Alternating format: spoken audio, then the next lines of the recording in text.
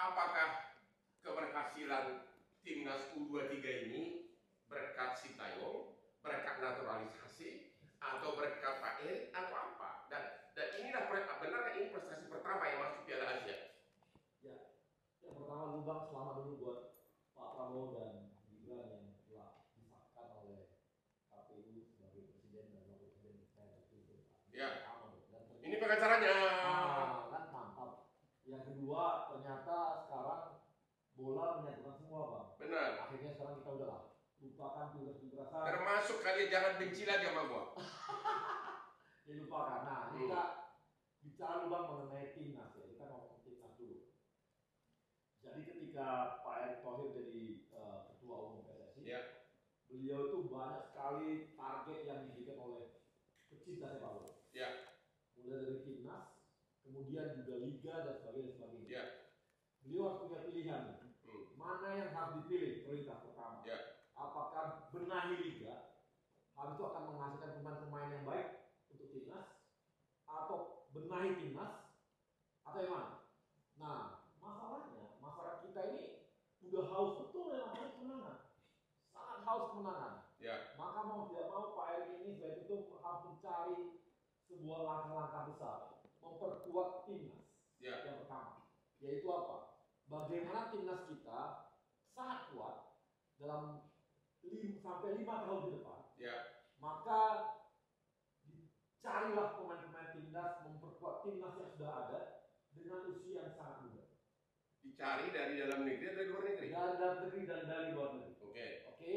Nah, makanya jangan heran Bang kita untuk timnas senior kita tuh usia kita rata-rata 23 Bang. Ya. Jadi sangat muda. Dan yang sekarang yang U23 itu rata-rata 20. Oke. Sangat muda. Jadi dengan komposisi yang sekarang bisa dikatakan ini adalah komposisi 5 tahun ke depan timnas kita pasti kuat. Jadi yang bikin benar-benar sampai prestasi hebat masuk Piala Asia bahkan masuk perempat final apa? Nah, Pak Erik atau apa yang? Jadi gini Pak, kita nggak boleh lupakan juga dengan proses-proses yang sudah ada. Ya. Bahwa ini adalah U23 ini adalah dulu mereka persiapan untuk Piala Dunia U20. Ya. Sebagian. Kemudian kena corona Pak.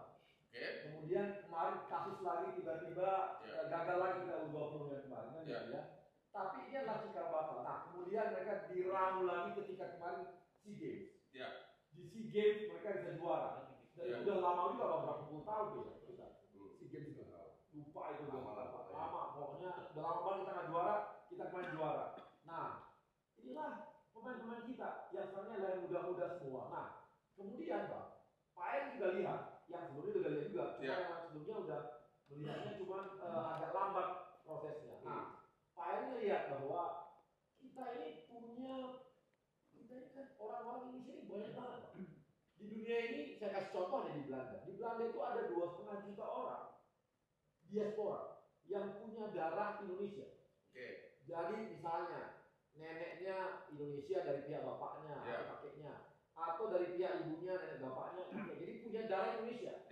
Nah, nanti misalnya gila, Bang Hotman tiba-tiba nggak tahu kita menikah, maaf nih Bang, sorry bukan saya suruh nikah lagi ya, atau anaknya lah nikah gitu ya, sama orang bule Bang. Nah, anak abang rupanya tinggal di Itali. Kemudian cucunya, anaknya lagi, cucunya itu pengen jadi orang Indonesia lagi, masa dilarang Bang? Jadi itulah yang kemudian menjadi pemain bola dibawa ke sini. Betul, jadi punya darah Bang, ini dia memang punya darah Indonesia.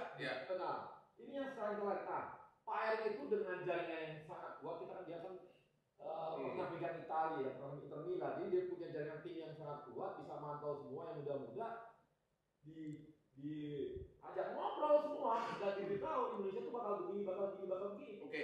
Mau lah dia datang sebagian, tapi Bang, di sisi lain, kalau kita kemarin pemain kita, itu sebagian besar juga adalah pemain-pemain Liga 1.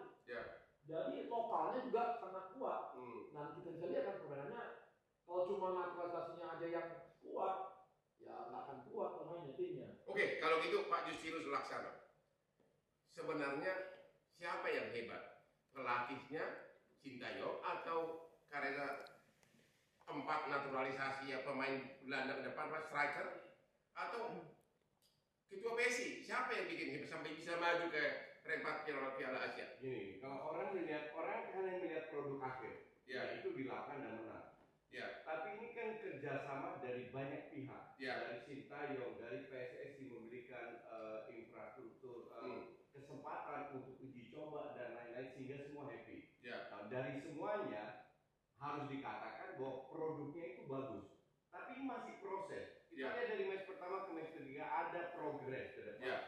Apakah kita sudah cukup kuat untuk jadi juara? Tidak, masih banyak PR.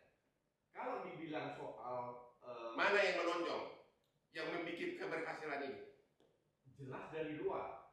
Dari 11 pemain yang main, itu ada 6 bermain di liga luar, termasuk Marcelino sama Arhan. 4 termasuk kiper bermain di Liga 1.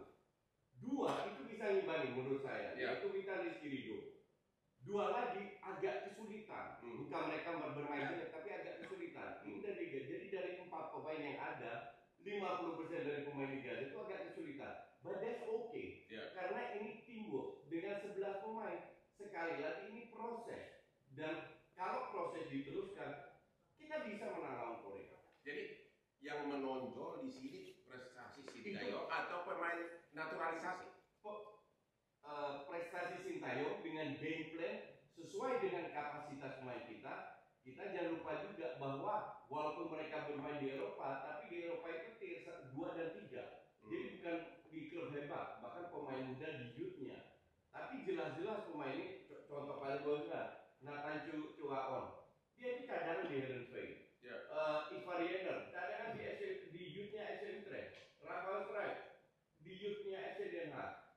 Pemain-pemain ini yang di sana, termasuk youth, di sini mereka bisa memberikan nilai tambah. Dan beruntung pemain Liga 1 pelan-pelan bisa mengikuti. Nah, sinergi ini antar pemain luar, pemain lokal, pelatih, lahir. Jadi semua berperan. Semua berperan. Oke, Pak Tommy Welly, Anda setuju bahwa yang buat timnas Indonesia masuk perempat final Piala Asia, Sintayong atau naturalisasi atau siapa? Semua aspek berperan. Semua aspek berperan. Bahkan termasuk PSSI tadi. Yang mengusahakan naturalisasi, lalu melakukan pendekatan kepada klub-klub agar diizinkan bermain di Piala Asia U23 ini. Tapi jangan lupa juga bahwa Liga 1 kalau tidak diliburkan, kalau tidak ada sebuah kompromi dan dukungan dari klub-klub Liga 1, itu nggak bisa muncul itu, karena waktu TC tanggal 1 April, tanggal 30 Maret kan hari Sabtu baru 9 yang datang. Artinya ada keputusan secara organisasi juga dari ketua umum. Jadi nggak ada satupun pihak yang bisa klaim bahwa lebih menonjol dalam kontribusi terhadap kesuksesan lolos ke perempat final Piala Asia ini. Oh begitu? Kan strikernya katanya anak naturalisasi semua. Indonesia belum ada yang mampu, benar begitu? Ya nggak juga sebetulnya. Sekalipun ada 4 naturalisasi, kalau kita bicara 5 gol, ya kalau mau pikirannya dangkal, pikiran sempit, membeda-bedakan itu, 5 gol dari pemain lokal semua. Begitu. Kita 1, Komang 2, Marcelino 2 kan gitu. Tapi kan kita nggak boleh kalau dalam sepak bola melihatnya, menganalisisnya seperti itu. Maka nggak boleh ada banyak klaim yang seolah-olah mengagumkan yang satu, mengecilkan yang lain gitu. Terus prediksi saudara yang akan menang nanti hari Jumat lawan Korea Selatan siapa nih? Kalau main sebagus kemarin lawan Jordania, rame. Gitu ya. Peluangnya ada. Kalau main sebagus lawan Jordania. Berapa persen peluang? 50-50. Ya, I agree. 50-50. Tapi Anda setuju nggak bahwa naturalisasi itu akan menjadi program jangka panjang? Naturalisasi. Nah, jawabannya nanti